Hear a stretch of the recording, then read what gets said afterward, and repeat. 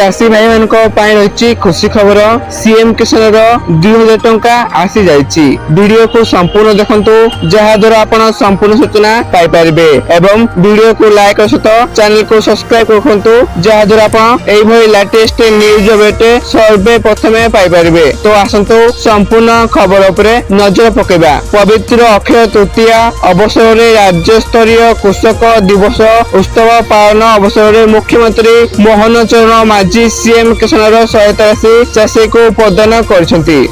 50 लाख ऊर्ध्व चाषी को पाखापाखि 1000 कोटी टंकार सहायता राशि बांटिबे मुख्यमंत्री मोहन चरण माझी। अक्षय तृतीया उपलक्षे अक्षिमुठी अनुकूल करबा परे मुख्यमंत्री मोहन चरण माझी नाममात्र क्षुद्र एवं भूमिहीन चाषी खाता को सीएम किसान टंका पठाइछंती।